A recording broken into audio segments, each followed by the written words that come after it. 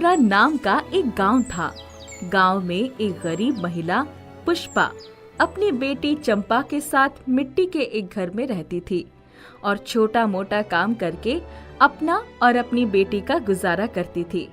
एक दिन शाम को जब पुष्पा काम से घर आई तब, माँ, मुझे बहुत जोर से भूख लगी है, क्या तुम मेरे लिए कुछ खाने के लिए लाई हो? नहीं बेटी, आज जहाँ काम कर रही थी वहाँ से केवल चावल ही मिले। तो क्या हमें आज भी चावल ही खाकर रहना होगा? हाँ बेटी, आज इसी से काम चला लो, कल कुछ अच्छा लेकर आऊंगी। तुम तो हर रोज ऐसा ही करती हो। रुको, मैं चावल उबालने के लिए चढ़ा देती हूँ। पुष्पा चावल उबलाकर चंपा और अपने लिए परोसती है। खाने के बाद दोनों सोने चले जाते हैं। अगले दिन पुष्पा अपनी मिट्टी के घर की लिपाई कर रही थी, तभी चंपा कहती है, क्या माँ, तुम हर रोज ये करती रहती हो? चंपा, तुम्हें पता है ना कि हमारा घर मिट्टी का है, इसलिए इसकी लिपाई करनी जरूरी है। पूरे गांव में केवल हमारा ही घर मिट्टी का है। अरे चंपा, तुम तो जानती हो ना कि हमारे पास उन लोगों जैसे इतने पैसे नहीं है। क्या हमारे घर में बाकी घरों की तरह कभी आराम नहीं होगा? भगवान पर भरोसा रखो, भगवान ने कुछ ना कुछ हमारे लिए सोचा ही होगा। तुम हमेशा ऐसा ही कहती रहती हो। ये सब बात छोड़ो और घर का ख्याल रखना, मुझे काम पर भी जाना है। आते वक्त कुछ खाने के लिए ले आऊंगी। पुष्पा काम पर अपनी मालकिन के यहाँ चली जाती है। मालकिन, आज कुछ काम है? हाँ, कुछ बर्तन और आंगन बहारना है। मालकिन, आज चावल के साथ थोड़े पैसे भी दीजिएगा, मेरी बेटी कुछ अच्छा खाने की जिद कर रही थी। हाँ हाँ ठीक है, अभी जाकर काम करो। शाम में पुष्पा अपना काम खत्म करके मालकिन के पास जाती है। मालकिन, मैंने अपना काम खत्म कर दिया, आप मुझे चावल और कुछ पैसे दे दीजिए। रुको, लेकर आती हूँ। मालकिन अंदर से चावल और कुछ पैसे लेकर आती है और पुष्पा को देती है। इस पर पुष्पा बोलती है, मालकिन, ये तो बहुत ही कम पैसे हैं, इसमें तो मैं कुछ भी नहीं ले पाऊंगी। जो है यही है, लेना है तो ले, नहीं तो चली जाओ। ठीक है मालकिन, मैं जाती हूँ। पुष्पा मालकिन के यहाँ से निकल जाती है और हलवाई की दुकान पर जाती है। अरे भाई, इतने रुपए में कुछ आएगा क्या? हाँ, एक समोसा आ जाएगा। बस एक ही? खैर छोड़ो, दे दो, बेटी के लिए ले जाऊंगी। हलवाई पुष्पा को एक समोसा दे देता है और पुष्पा उसे लेकर घर चली जाती है और घर पहुंचकर बोलती है, चंपा, ये लो, मैं तुम्हारे लिए समोसा लाई हूँ। बस एक ही समोसा? चलो कुछ तो है, बाकी दिन तो ये भी नहीं मिलता। चंपा समोसा खाते हुए, माँ, तुम अपने लिए नहीं लाई? मालकिन ने इतने ही पैसे दिए थे, तुम चिंता मत करो, मैं किसी और दिन खा लूंगी। रुको, मैं चावल चढ़ाती हूँ। दोनों माँ बेटी चावल खाकर सोने चले जाते हैं। अगले दिन सुबह पुष्पा घर के बाहर आती है, तभी उसे घर के बाहर एक अंगूठी मिलती है। अंगूठी उठाकर पुष्पा कहती है, ये किसकी अंगूठी है? शायद किसी की गिर गई होगी, हो सकता है खोजने आए, मैं इसे संभाल कर रख देती हूँ। अभी पुष्पा अंगूठी रख ही रही होती है कि पीछे से चंपा बोलती है, माँ, मेरी तबीयत कुछ सही नहीं लग रही है, मेरे पेट में दर्द हो रहा है। पुष्पा चंपा का शरीर छूती है। अरे, तुम्हें तो बहुत बुखार है, लगता है कल का समोसा अच्छा नहीं था, लगता है उसी के कारण ऐसा हुआ है। तुम लेट जाओ, मैं तुम्हें अभी ठंडी पट्टी कर देती हूँ और काढ़ा बनाकर लाती हूँ। ठीक है। पुष्पा चंपा की पट्टी करती है और फिर उसे काढ़ा बना कर देती है। तुम आराम करो, मुझे काम पर जाना है, शाम तक तुम्हारी तबीयत में सुधार आ जाना चाहिए। पुष्पा अपने काम पर जाती है और दिन भर काम कर शाम को जब घर लौटती है तो देखती है कि चंपा की हालत में कुछ सुधार नहीं हुआ है। पुष्पा चंपा से पूछती है, तुम्हारी तबीयत में कुछ भी सुधार नहीं हुआ। क्या तुमने अच्छे से ही आराम किया या इधर उधर घूम रही थी? नहीं माँ, कहीं नहीं गई थी। पेट का दर्द तो कम हुआ है, पर बाकी सब चीज वैसी की वैसी ही है। रुको, मैं गांव के वैद्य जी को बुला कर लाती हूँ। पुष्पा वैद्य जी को बुलाने चली जाती है और उन्हें बुला कर लाती है। वैद्य जी चंपा को देखने के बाद बोलते हैं, मैं इसे अपनी जड़ी बूटी की गोली देता हूँ। अगर इससे भी तबीयत में सुधार नहीं होगा तो तुम्हें इसे शहर के चिकित्सक को दिखाना होगा। चिकित्सक की बात सुनकर पुष्पा कहती है, उसके लिए तो काफी पैसों की जरूरत होगी वैद्य जी।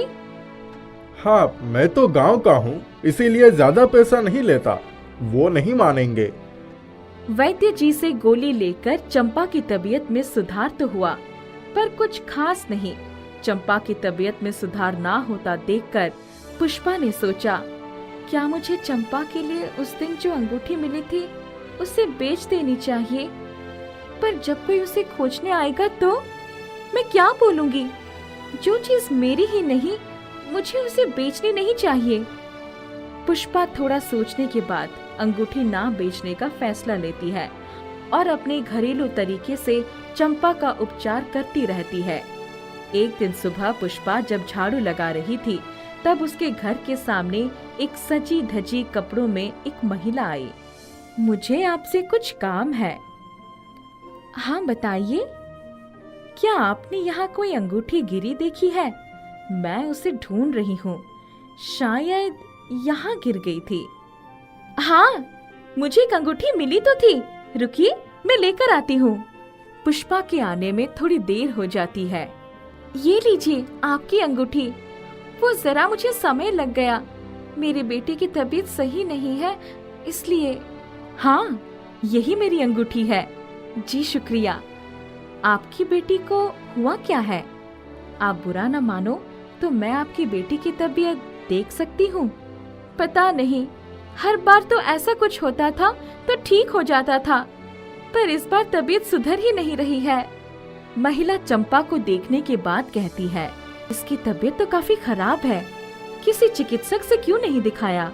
चिकित्सक के लिए पैसे नहीं थे। मैं तुम्हारी ईमानदारी से काफी खुश हुई हूँ।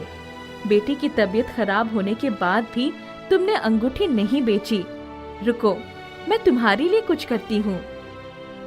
महिला चुटकी बजाते ही चंपा बिल्कुल ठीक हो जाती है। महिला के ऐसा करने पर पुष्पा बोलती है, आप कौन हो? आपने ऐसा किया कि चंपा बिल्कुल ठीक हो गई। मैं नंदन लोक की जादूगरनी हूँ। यहाँ कुछ काम से आई थी, तभी मेरी अंगूठी यहाँ गिर गई थी। तब से मैं अपनी अंगूठी ढूंढ रही थी। आपका बहुत बहुत शुक्रिया। जादूगरनी फिर चंपा से पूछती है, बताओ बेटी, तुम्हें कुछ और चाहिए? हाँ, अगर हो सकता तो हमें भी बाकियों के घर की तरह सुख सुविधा हमारे मिट्टी के घर में भी मिल जाती तो अच्छा होता। मैं तुम्हारे घर को जादुई मिट्टी का घर बना देती हूँ। इसमें सारी सुख सुविधा होंगी। और पुष्पा, मैं तुम्हें मिट्टी की पोटली देती हूँ, जिससे बनी मिट्टी के सामान जल्दी ही बिक जाएंगे। जादूगरनी चुटकी बजाती है और मिट्टी का घर सुख सुविधाओं से भर जाता है। उसके बाद जादूगरनी वहाँ से गायब हो जाती है। कई साल पहले एक गांव में एक बढ़ई रहता था। वो कई सालों तक काम करता था, मगर बढ़ती उम्र के साथ वो धीरे धीरे कमजोर हो रहा था और उसने ये काम छोड़ दिया।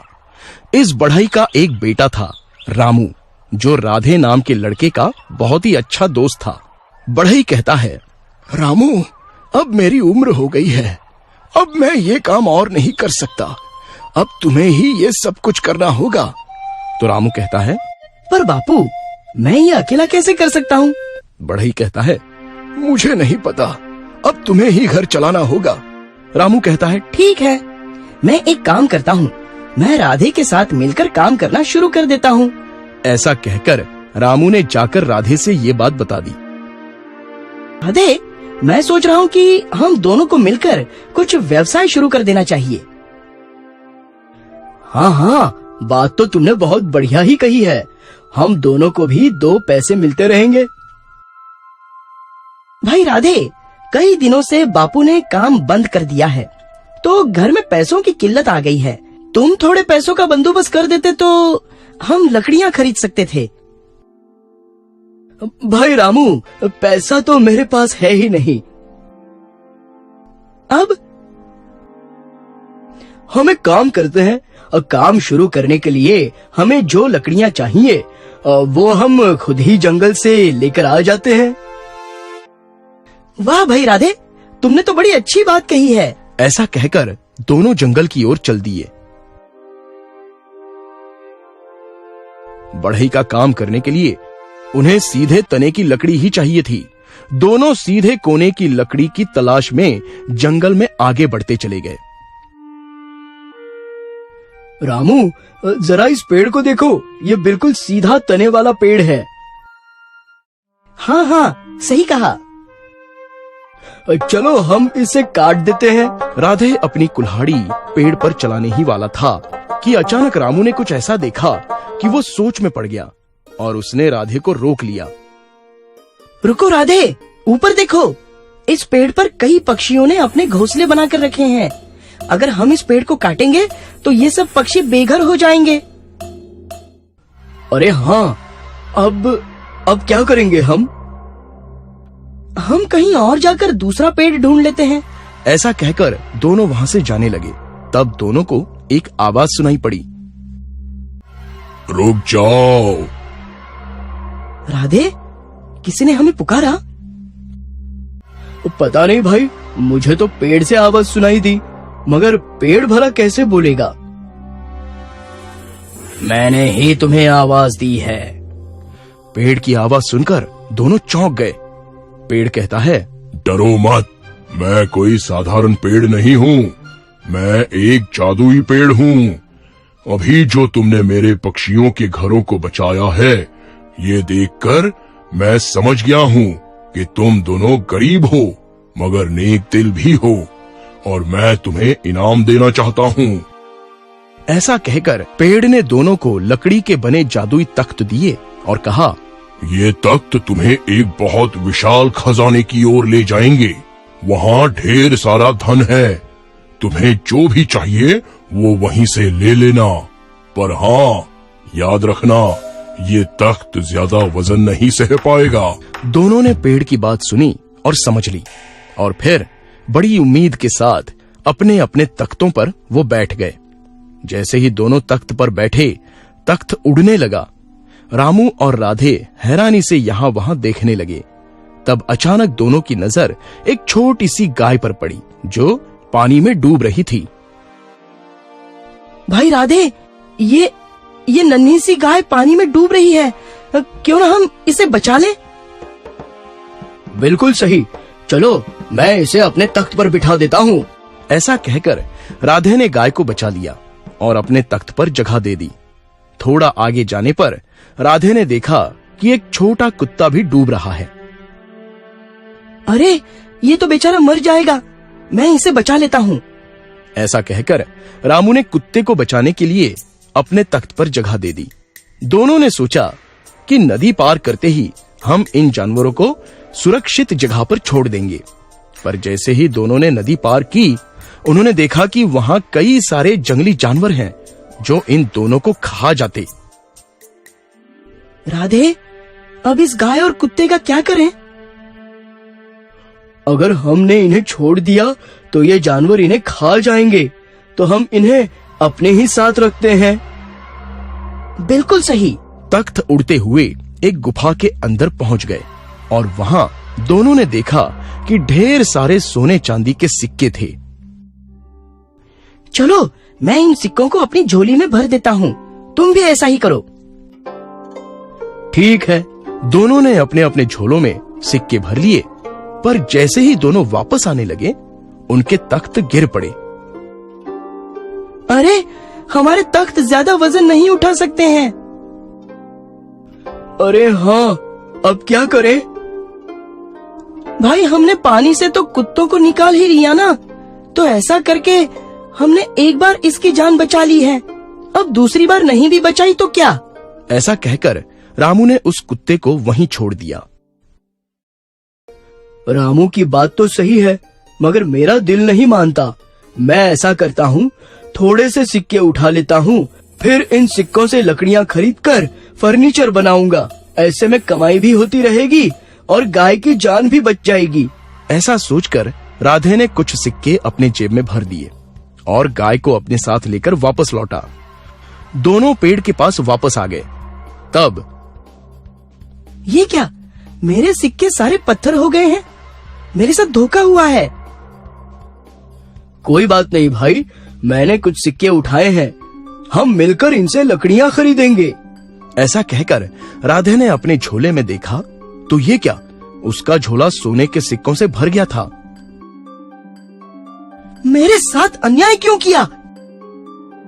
रामू, जब तुमने उस नन्हे कुत्ते को मरने के लिए छोड़ दिया तो तुम्हारा दिल पत्थर का हो गया, इसलिए खजाने से तुम्हें सिर्फ पत्थर ही मिले।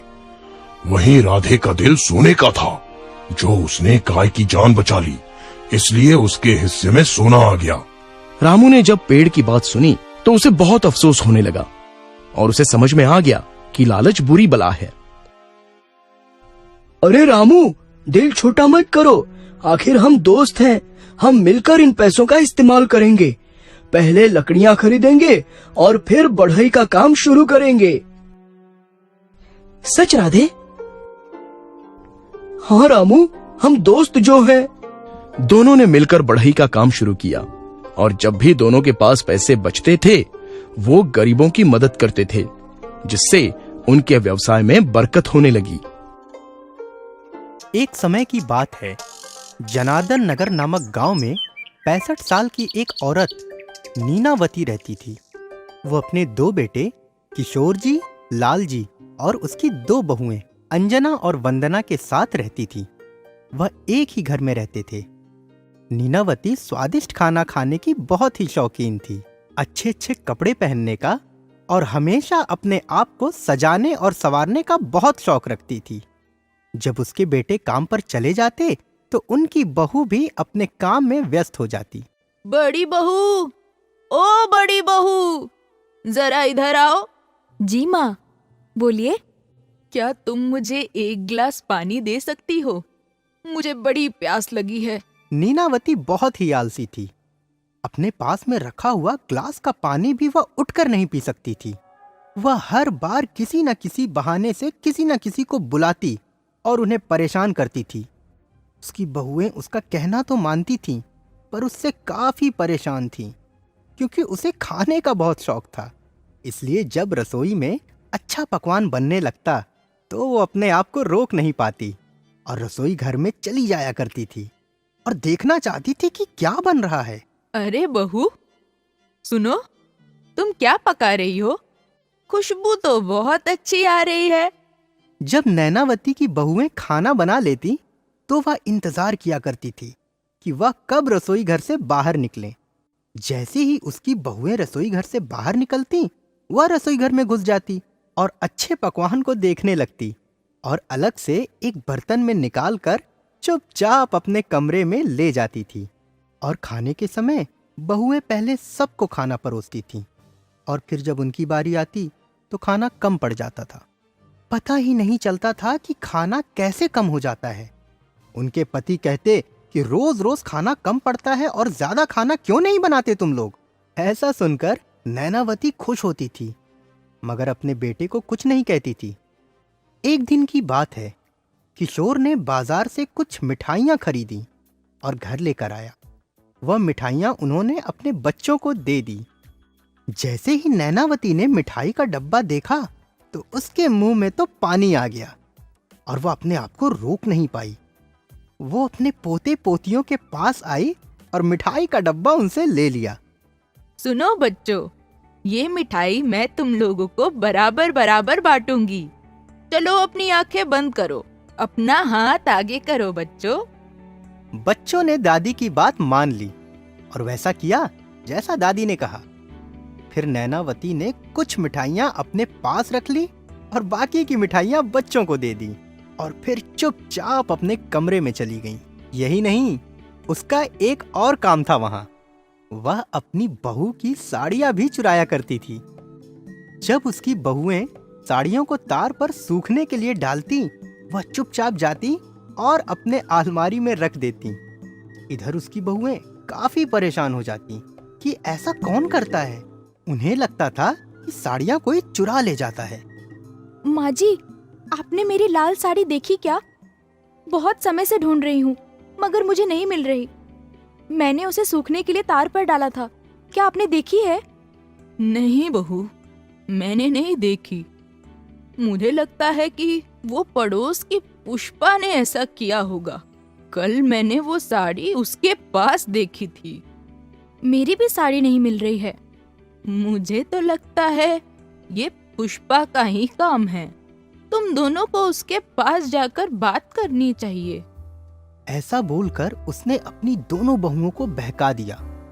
वो दोनों अपनी पड़ोसन पुष्पा के पास गईं और लड़ने लगीं। पुष्पा की तो कोई गलती ही नहीं थी।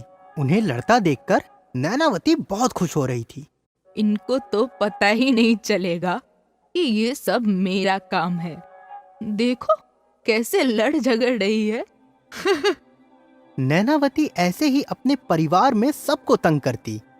एक दिन की बात है, वह अचानक बहुत खुश हो जाती है कि अगले महीने दशहरे का त्योहार आ रहा है और वह चाहती थी कि सब लोग नया कपड़ा खरीदें। हमें कपड़ा खरीदना चाहिए। और हाँ, अभी सासू माँ भी आ रही हैं। क्या आप उनके लिए भी कपड़े खरीद लेंगे? वह हम सबके साथ दशहरा मनाने आ रही हैं। ये सुनकर नैनावती को अच्छा नहीं लगा। उसे बहुत जलन हो रही थी कि वो क्यों आ रही है। आने दो, मुझे पता है उसे कैसे भगाना है। अगले दिन नैनावती अपने कमरे से बाहर आई।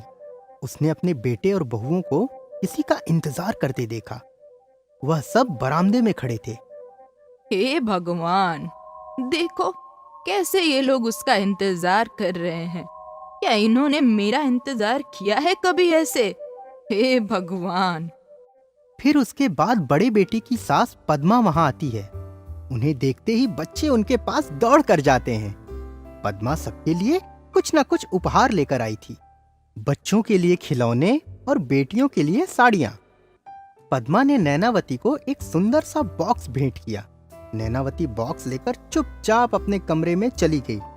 जैसे ही अपने कमरे में गई, उसे स्वादिष्ट खाने की खुशबू आने लगी। तो वो सोचने लगी कि बहुत कुछ बना है आज तो।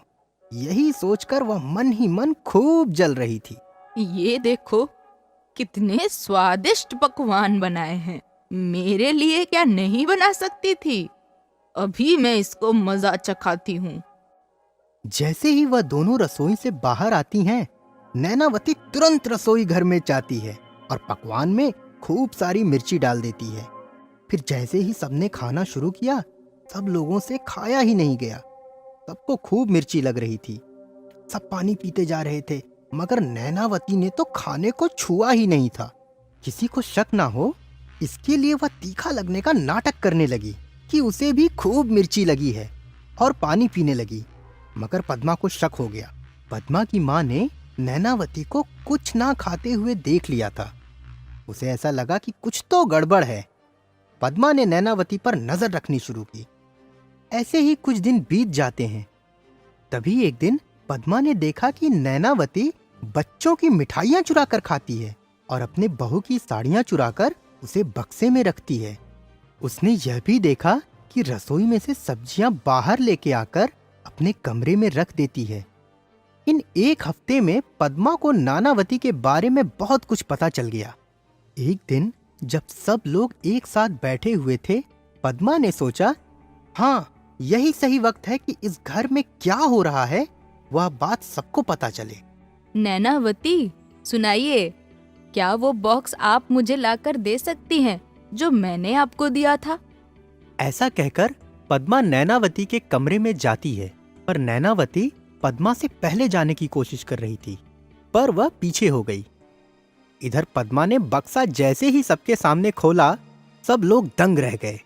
उसमें कई प्रकार की मिठाइयाँ, साड़ियाँ और पैसे भी थे। वह यह सब अपने परिवार वालों से चुराया करती थी। नैनावती, तुम्हारे बेटे, तुम्हारी बहुएं तुम्हारे पोता पोती, ये तुम्हारा अपना परिवार है, ये किसी और का नहीं है। ये तुम्हारे सब अपने हैं। तुम्हें क्या लगता है जो तुम कर रही हो वो सही है? माँ, आप ऐसा क्यों कर रही थी? इसी कारण से बच्चे आपसे हमेशा परेशान रहते थे। आपको नहीं लगता कि जब हम काम से घर आते हैं तो हम बहुत थके हुए होते हैं, और आपको ये सब करने की क्या जरूरत है माँ? आप सबके साथ खुशी खुशी रह सकती हैं। आपने हम सबको कितना परेशान किया है। माँ जी, आपने हमें पुष्पा के बारे में बताया था। वो हमारी कितनी पक्की सहेली थी। आपकी वजह से अब तो वो मुझसे बात भी नहीं करती। माँ जी, हमने आपका बहुत ख्याल रखा। आप ऐसा कैसे कर सकती हैं हमारे साथ? नैनावती को अपने से कम उम्र के लोगों को ऐसा कहते हुए देखकर बहुत बुरा इसलिए लगा क्योंकि वह उसके खुद के परिवार वाले थे। उसे एहसास हुआ कि वह कितना गलत कर रही थी और उसने इसके लिए सबसे माफी मांगी। उस दिन के बाद से नैनावती अपने बच्चों का बहुत ही ख्याल रखती थी, अपने बहुओं का भी ख्याल रखती थी और उनके साथ खाना भी बनाती थी। ऐसा सब देखकर पद्मा भी बहुत खुश हुई कि उसके रहते नैनावती बदल गई। तो बच्चों, हमें इस कहानी से ये सीख मिलती है कि हमें अपने परिवार के लोगों के साथ हमेशा अच्छा व्यवहार करना चाहिए और अपनी छोटी सी जिंदगी में संतुष्ट रहना चाहिए। उम्र के साथ हमें अपना व्यवहार भी बदलना चाहिए।